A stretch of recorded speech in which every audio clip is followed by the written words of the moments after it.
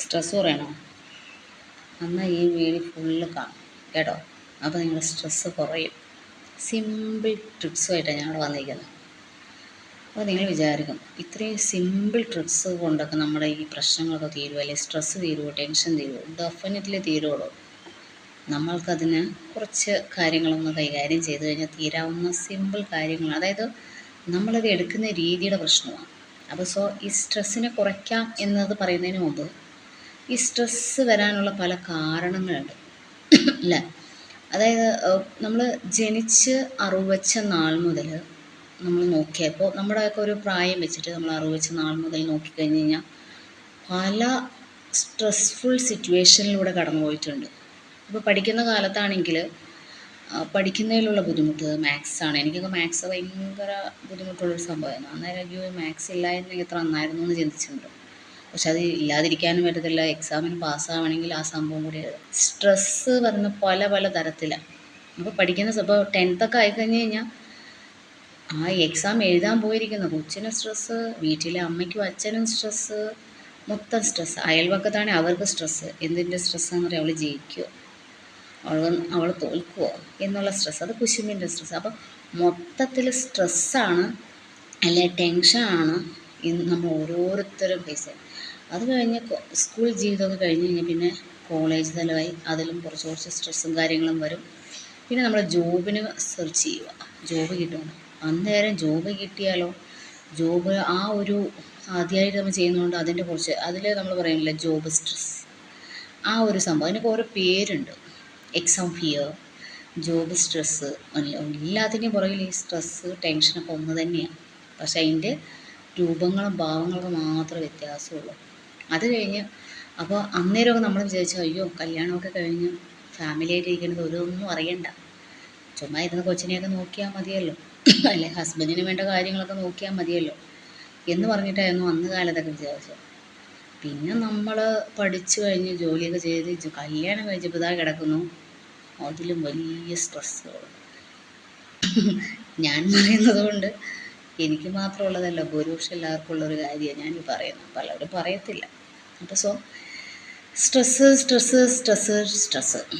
അത് കഴിഞ്ഞ് family life എടുത്ത് കൊടുക്കുവാണെങ്കിൽ കല്യാണം കൊച്ചിനെയൊക്കെ നമ്മൾ പിന്നെ പിള്ളേരെയൊക്കെ വളർത്തി വലുതാക്കി അവർക്കൊരു വിവാഹം വെച്ചുമ്പോൾ സ്ട്രെസ്സ് ഇച്ചിരി കുറഞ്ഞു, കാരണം മക്കളെയൊക്കെ സെറ്റിലായല്ലോ എന്ന് പറയുമ്പോഴേക്കും ആയിരിക്കും ചിലപ്പോൾ അതിൻ്റെ ഫാമിലിയിൽ വല്ല ഇഷ്യൂസ് ആണെങ്കിൽ അവിടെ ഒരു സ്ട്രെസ്സ്. അതൊക്കെ കഴിഞ്ഞ് അതൊക്കെ ഒന്ന് സെറ്റാവാതിരിക്കും. അപ്പോഴേക്കും നമുക്ക് വേറെ സ്ട്രെസ്സ് വരും, ടെൻഷൻ വരും. ഏതാണെന്നറിയോ? നമ്മുടെ റിലേറ്റീവ്സ് വരും. ആരാന്നറിയോ? നമ്മുടെ ലൈഫ് സ്റ്റൈൽ ഡിസീസായ ഷുഗർ, പ്രഷർ, കൊളസ്ട്രോൾ, പിന്നെ അതിനെക്കുറിച്ചുള്ള സ്ട്രെസ്സായി. ഇപ്പോൾ ഫുള്ള് പറയുകയാണെങ്കിൽ ചാവുന്ന വരെ സ്ട്രെസ്സാണ് അല്ല, സത്യമല്ല ഞാനീ പറയുന്നത്. അപ്പോൾ അന്ന് ആലോചിച്ച് നോക്കിയേ, നമ്മളിപ്പോൾ ഒരു വിഷയം എന്തെങ്കിലും ഒരു എക്സാമ്പിൾ നിങ്ങളുടെ ഫാമിലിയിൽ അല്ലെങ്കിൽ നിങ്ങൾ ഫേസ് ചെയ്യുന്ന പല സ്ട്രെസ്സുകൾ, അതിൽ ഒരു എക്സാമ്പിൾ ഏതെങ്കിലും ഒരു, ഞാൻ ഇത്രയും പറഞ്ഞാൽ ഏതെങ്കിലും നിങ്ങളൊന്ന് എടുത്തിട്ട് നിങ്ങൾ ചിന്തിച്ച് നോക്കൂ. അതിനെക്കുറിച്ച് നമ്മളിങ്ങനെ ആലോചിച്ച് ടെൻഷനായി, ഉറങ്ങാതെ കഴിക്കാതെ ടെൻഷനായത് അവസാനം അതൊക്കെ കടന്നു പോകുക. ഓരോ ദിവസം കഴിയുന്നോറും, ഓരോ മാസം കഴിയുന്നോറും, വർഷം കഴിയുന്നോറും ഇതെല്ലാം മാറി അടുത്തത് വരിക.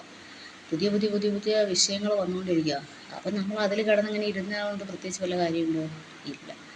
അപ്പോൾ ഇതൊക്കെ ഞാൻ പറഞ്ഞതൊരു തമാശ രീതിയിലാണെങ്കിലും ഇതിൻ്റെ സൈഡ് എഫക്ട്സ് ഒരുപാടുണ്ട്. അത് സ്ട്രെസ്സ് കൂടുമ്പോൾ ഒരുപാട് ഇഷ്യൂസ് നമ്മുടെ ബോഡിയെയും മൈൻഡിനെയൊക്കെ ബാധിക്കും. അതായത് ടെൻഷൻസ് നമുക്ക് ടെൻഷൻസ് വരുമ്പോൾ നമ്മൾ സൈക്കോളജിക്കൽ പ്രോബ്ലംസ് അതിലൂടെ വരും, ഫിസിക്കലി പ്രോബ്ലംസുകൾ വരും. അപ്പോൾ ഈ സ്ട്രെസ്സ് കൊണ്ട് കിട്ടുന്ന ഒരേ ഒരു ബെനിഫിറ്റ് അല്ലെങ്കിൽ റിസൾട്ട് എന്ന് പറയുന്നത് ഫിസിക്കലി ആൻഡ് മെൻ്റലി കുറച്ച് ഇഷ്യൂസ് അല്ലാതെ നമുക്കിതൊന്നും പ്രത്യേകിച്ച് യാതൊരു ലാഭവുമില്ല. ഇപ്പോൾ ചിലവരൊക്കെ ഉണ്ട് ഹൗസ് ലോണൊക്കെ എടുത്ത് ബണ്ടിലായിട്ട്, അതായത് അത് കൂടുതൽ ഇൻട്രസ്റ്റ് കൂടി ഹ്യൂജ് എമൗണ്ട് ആയിട്ട് അവസാനം എന്നാ ചെയ്യണം എന്നറിയാതെ ഒരുപാട് ആൾക്കാർ ഇന്ന് നമ്മുടെ പ്രത്യേകിച്ച് കേരളത്തിലുണ്ട്. അതിൻ്റെ പ്രത്യേകിച്ച് കാരണം എന്നാണെന്നറിയോ? ഞാൻ മനസ്സിലാക്കിയത്, കാരണം നമ്മുടെ കേരളീയക്കാർക്ക് ഒന്നും തോന്നില്ല, ഞാനും കേരളീയക്കാരാണ് എങ്കിലും ഞാൻ പറയുക ഇച്ചിരി പൊങ്ങത്തരം കൂടുതലാണ്. അതായത് മറ്റുള്ളവരെക്കാളും ഞാൻ എന്തൊക്കെയോ ആവണം, ഞാൻ വലിയൊരു സെറ്റപ്പിലാവണം, എല്ലാവരും എന്നെ കണ്ടിട്ട് അസൂയപ്പെടണം എന്നൊരു മൈൻഡ് സെറ്റിങ്സാണ് ഈ പ്രത്യേകിച്ച് നമ്മുടെ കേരളക്കാർക്കുള്ളത്.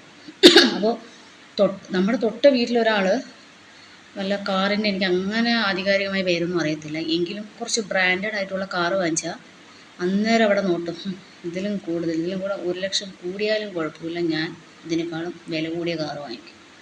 അതുപോലെ ആ വീട്ടിൽ ഒരു വീട് ഒരു നില വീടാണെങ്കിൽ അവനേക്കാളും സൂപ്പറായിട്ട് ഞാൻ 2 നില കേട്ടു. ഇങ്ങനെ കേരളത്തിൽ അസുഖങ്ങളും കൂടെ ശ്രദ്ധിച്ചാലറിയാം. നമ്മുടെ വിദേശികൾക്ക് ഇത്രയും പ്രശ്നങ്ങളില്ല. They have not any physical and mental issues, little bit, അത്രയും ഞാൻ പറയത്തുള്ളൂ. ഇത്രയും നമ്മുടെ കേരളത്തെ പോലെ, അതായത് കേരളത്തിൻ്റെ ഒരു എന്താ പറയുക, ഒരു അസറ്റ് പോലെയൊക്കെ അപ്പോൾ വരുന്ന ഷുഗറും പ്രഷറും കൊളസ്ട്രോളും. അതിന് കുറേ ഡോക്ടർമാർ, ഞാൻ ഡോക്ടർമാരെ നിന്ദിക്കുന്നതല്ല, എങ്കിലും ഞാൻ ഒരു 9 years ക്ലിനിക്കലി വർക്ക് ചെയ്തതുകൊണ്ട്, ഞാൻ കൺസൾട്ടൻറ്റ് സൈക്കോളജിസ്റ്റാണ്, I am not clinical psychologist. പക്ഷേ കൺസൾട്ടൻറ്റ് സൈക്കോളജിസ്റ്റ് ആയാലും ഞാനൊരു 9 years ക്ലിനിക്കലി വർക്ക് ചെയ്തതുകൊണ്ട് എനിക്ക് കുറേ കേസസ് ഡീൽ ചെയ്തതിൻ്റെ ഒരു എക്സ്പീരിയൻസ് വെച്ച് പറയുവാണ്. അതായത് നമ്മൾ ടെൻഷൻസ് കൂടുമ്പോൾ ഈ ഷുഗറായാലും പ്രഷറായാലും കൊളസ്ട്രോളായാലും കൂടുന്നത് ഒത്തിരി ഞാൻ കണ്ടിട്ടുണ്ട്. ഇപ്പോൾ ഒരു എക്സാമ്പിൾ ഞാൻ വേഗം പറയാം. ഞാൻ ഒരു ഹോസ്പിറ്റലിൽ വർക്ക് ചെയ്യുന്ന സമയത്ത് ഒരു ലേഡി വന്നിരുന്നു. അവർ എക്സ്പെക്റ്റേഷനാണ് എൻ്റെ ഹസ്ബൻഡൊന്നും, അതായത് മരിക്കുന്നുള്ളത് റിയാലിറ്റിയാണ്, ബട്ട് ആ ലേഡി ആക്സെപ്റ്റ് ചെയ്തില്ലായിരുന്നു. അത് ഹസ്ബൻഡൊന്നും സംഭവിക്കത്തില്ല, ഷീ ഹാസ് കാർഡിയാക് പ്രോബ്ലം, അവർക്കെന്തോ കാർഡിയാക് റിലേറ്റഡ് ആയിട്ട് എന്തോ ഇഷ്യൂസ് ഉണ്ട്. അപ്പോൾ ഇവരുടെ പ്രതീക്ഷ അവർ മരിക്കുന്നു, ഹസ്ബൻഡ് കുറേ കാലം ജീവിക്കുന്നുമായിരുന്നു. അവരങ്ങനെ ഇരിക്കുന്ന സമയത്ത് അവർക്ക് ആ കാർഡിയാക് ഇഷ്യൂസ് അല്ലാതെ വേറെ പ്രശ്നങ്ങളായിട്ടൊന്നുമില്ല. അപ്പോൾ ഈ ഹസ്ബൻഡ് ഇവരെ ഒത്തിരി പെറ്റ് പോലെ വളർത്തുക, എങ്ങോട്ടും വിടത്തില്ല. ഇതെനിക്ക് കിട്ടിയൊരു കേസസാണ്. എങ്ങോട്ടും വിടത്തില്ല, ഒരു കാര്യത്തിനും അയക്കത്തില്ല, ഈവൻ അവർക്ക് ഒരു മുട്ടസൂചിയുടെ ആവശ്യം വന്നാൽ ഹസ്ബൻഡാണ് കൊണ്ടു കൊടുക്കുന്നത്. അപ്പോൾ ഇവർക്ക് പുറം ലോകമായിട്ട് യാതൊരു ഐഡിയാസും ഇല്ല. ഇന്നത്തെ ലോകമൊക്കെ മാറി. പറഞ്ഞത് എനിക്ക് അന്ന് കിട്ടിയ കേസിൻ്റെ കാര്യമാണ്. അതിനുശേഷം സഡനായിട്ട് അയാൾ മരിച്ചു. അയാൾക്ക് പെട്ടെന്നൊരു കാർഡിയാക് അറസ്റ്റ് വന്നു, അയാൾ പെട്ടെന്ന് മരിച്ചു. ആൾ പെട്ടെന്ന് അങ്ങനെ ഡൗണായി, അവർക്ക് എഴുന്നേക്കാൻ വയ്യ, അങ്ങനെ ഒരു പ്രത്യേക കണ്ടീഷനിലായി. നമുക്ക് വേണ്ടപ്പെട്ടവരാരെയും മരിച്ചു കഴിഞ്ഞാൽ നമ്മൾ എന്തായാലും സ്വാഭാവികമായി നമ്മൾ ഭക്ഷണം അങ്ങോട്ട് കഴിക്കത്തില്ല. ഞാൻ ഫുഡ് കഴിച്ച് കാർബോഹൈഡ്രേറ്റ് കൂടുതൽ കഴിച്ചുകൊണ്ടാണ് ഷുഗർ വരുന്നത് എന്ന് പറയുന്നതിനെ നിഷേധിക്കാൻ തോന്നരുത്, എന്നാലും ഒരു പരിധി വരെ നിഷേധിക്കുന്നുണ്ട്, പറഞ്ഞു വരാം. അപ്പോൾ ഈ ലേഡി അപ്പോൾ ഇവർക്ക് ഇങ്ങനെ മൊത്തത്തിലൊരു ടയേർഡ് ഫെറ്റീക്കായിരിക്കുക. അപ്പോൾ നമുക്കൊരു ഡൗട്ട് തോന്നി, അവരോട് സൈക്കോളജിക്കൽ ഇഷ്യൂസ് ഉണ്ട്, ഷീ ഹാസ് ഡിപ്രഷൻ. തന്നെയായാലും നമുക്ക് അവരുടെ ഫിസിക്കൽ ടെസ്റ്റ് നടത്തണമെന്ന് പ്ലാനിട്ട് നമ്മളെ ലാബിൽ ഇവരെ ബ്ലഡ് ഷുഗർ നോക്കാൻ പറ്റും. ഷുഗർ നോക്കാൻ പറ്റപ്പോൾ ഹൈ ഷുഗർ. എന്തുവാ, അന്നേരം സ്ട്രെസ്ഡാണ്, അതായത് ടെൻസ്ഡാണ്. ഹസ്ബൻഡിൻ്റെ ആ ആബ്സെൻസ് അവർക്ക് കൺട്രോൾ ചെയ്യാൻ പറ്റാത്തത്. അപ്പോൾ ഞാനിവിടെ പറഞ്ഞു വന്നത്, സ്ട്രെസ്സ് കൊണ്ട് നമുക്ക് കിട്ടുന്ന നഷ്ടം നമ്മൾക്ക് കുറേ അസുഖങ്ങൾ വരുത്തും. ചിലപ്പോൾ നമ്മൾക്ക് നമ്മുടെ പേഴ്സണൽ കാര്യത്തെക്കുറിച്ച് ആലോചിച്ചിട്ടായിരിക്കും ടെൻഷൻ, അല്ലെങ്കിൽ നമ്മുടെ ഫാമിലിയിൽ ആരെങ്കിലും കുറിച്ചിട്ടായിരിക്കും ടെൻഷൻ. എങ്ങനെ ആയാലും ഈ ടെൻഷനെല്ലാം ചുമ്മാ അങ്ങോട്ട് പോകത്തില്ല. ഇത് നമ്മുടെ ബ്രെയിനെയും നമ്മുടെ ശരീരത്തിലുള്ള ഓരോ ഓർഗൻസിനെ ഇത് എഫക്റ്റ് ചെയ്യും, ഒരു രീതിയിലല്ലേ മറ്റൊരു രീതിയിൽ. അപ്പോൾ നമ്മളിങ്ങനെ നമ്മുടെ ബോഡിയെ നശിപ്പിക്കും, നമ്മുടെ ശരീരത്തെ നശിപ്പിക്കുന്നത്. അപ്പോൾ നമ്മൾ മനസ്സിലാക്കേണ്ടത്, ഇതിനൊന്നും ഒരു സൊല്യൂഷനല്ല ഈ ടെൻഷൻ അടിക്കുക എന്നുള്ളത്. ഇതെന്തുകൊണ്ട് ഞാൻ പറഞ്ഞതെന്ന് വെച്ചാൽ, ഞാനൊരു സൈക്കോളജിസ്റ്റ് ആയിട്ട് പോലും ഒരു സമയത്ത് ഞാൻ ഭയങ്കര സ്ട്രെസ്ഡായിരുന്നു, ഭയങ്കര ടെൻഷനായിരുന്നു. അപ്പോൾ അന്നേരം ഞാൻ പെട്ടെന്ന് എനിക്ക് ബോധോദയം വന്നു. അങ്ങനെ പോയി കഴിഞ്ഞ് കഴിഞ്ഞാൽ ആർക്ക് വേണ്ടിയിട്ടാണോ നമ്മൾ സ്ട്രെസ് ചെയ്യുന്നത്, ആർക്ക് വേണ്ടിയിട്ടാണോ നമ്മൾ ടെൻസ്ഡായിരുന്നത്, നമ്മൾ നാളെ തളർന്നു കിടന്നാൽ നമ്മളെ ഇവർ നോക്കുന്ന പോലും ഉറപ്പില്ല. പിന്നെ നമ്മളെന്തിനാ പറഞ്ഞ് നമ്മുടെ ശരീരത്തിൽ നശിപ്പിക്കുന്ന, നമ്മൾ പെട്ടെന്ന് മരിച്ചാൽ കുഴപ്പമില്ല, ഒരു സൈഡ് പാരാലിസിസായി കിടന്നാലോ ആരും നോക്കത്തില്ല. ഒക്കെ നോക്കുന്നൊക്കെ ചുമ്മാ തോന്നുന്നതാണ്. അതായത് ഒരു അസുഖം വന്നിട്ട് ഇത് മാറാൻ സാധ്യതയുണ്ട് എന്ന് പറഞ്ഞാൽ നോക്കും. അതേ സ്ഥാനത്ത് ഡോക്ടർ പറയാണ് നോ ചാൻസ്, 50-50 പറയുന്നതിനേക്കാളും അതിൽ 75% സാധ്യതയില്ല എന്ന് പറയാം. പിന്നെ അവരങ്ങനെ ഒരു കിടക്കുവാണെങ്കിൽ ഒരു നിമിഷമല്ല 1000 നിമിഷമെങ്കിലും അവർ ആലോചിച്ചു കുറിച്ചൊന്ന് പോയാൽ മതിയായിരുന്നു. അത് ഒരു ഹ്യൂമൻ സൈക്കോളജിയാണ്. അപ്പോൾ ഞാൻ മനസ്സിലാക്കുന്നത് നമ്മളാർക്കൊരു ബാധ്യതയാവാൻ പാടില്ല. നമ്മൾ മരിക്കുന്നവരെ നമ്മുടെ കാര്യങ്ങൾ നമ്മൾക്ക് ചെയ്യാൻ പറ്റണം. നമ്മളാർക്കും ഒരു ഡിസ്റ്റർബായിട്ട് ഇരിക്കാൻ പാടില്ല. ഞാൻ കണ്ടുപിടിച്ച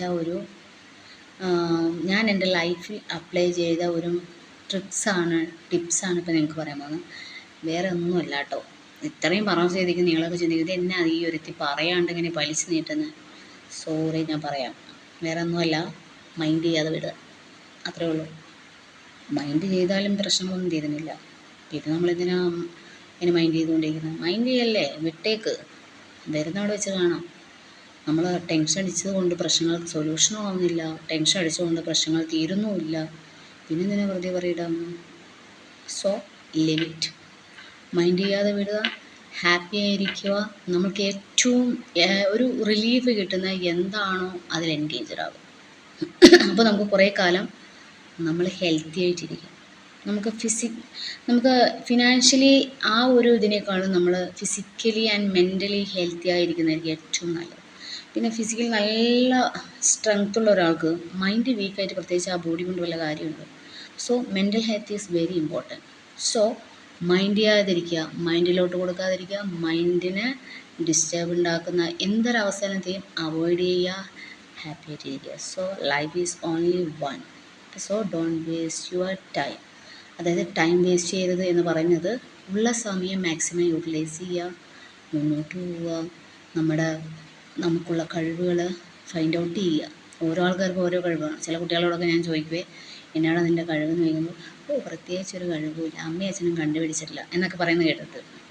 കാരണം ഞാനൊരു സ്കൂളിൽ വർക്കൊന്നും ചെയ്യുന്നുണ്ട്, അന്നേരം കിട്ടിയ റിപ്പോർട്ടാണ്. അങ്ങനെയില്ല, നമ്മുടെ കഴിവുകൾ മറ്റുള്ളവരല്ല കണ്ടുപിടിക്കേണ്ടത്, നമ്മളാണ് കണ്ടുപിടിക്കേണ്ടത്. നമ്മൾക്ക് എന്തൊക്കെ കഴിവുണ്ട് നമ്മൾ ഫൈൻഡ് ഔട്ട് ചെയ്യുക, അതൊന്ന് ട്രൈ ചെയ്യുക. നമ്മൾ ചെയ്ത് വരുമ്പോൾ നമ്മളതിൽ എക്സ്പേർട്ടാവും. അതായത് നമ്മളെ ആരും തുടക്കത്തിൽ എക്സ്പേർട്ടല്ല, നമ്മൾ ട്രൈ ചെയ്യുന്നതോടുമാണ് അതിലോട്ട് എക്സ്പേർട്ടായിക്കൊണ്ടിരിക്കുക. അപ്പോൾ സോ ട്രൈ ചെയ്യുക, ലൈഫിന് മാക്സിമം ഈ ഒരു രീതിയിൽ അപ്രോച്ച് ചെയ്യുകയാണെങ്കിൽ നമ്മൾ ഹാപ്പി ആയിട്ട് മുന്നോട്ട് പോകാൻ പറ്റും. സോ എൻ്റെ വീഡിയോ ഇഷ്ടപ്പെട്ടെന്ന് തോന്നുന്നു. ഇഷ്ടപ്പെടുകയാണെങ്കിൽ ലൈക്ക് ചെയ്യുക, ഷെയർ ചെയ്യുക, സബ്സ്ക്രൈബ് ചെയ്യുക. Thank you.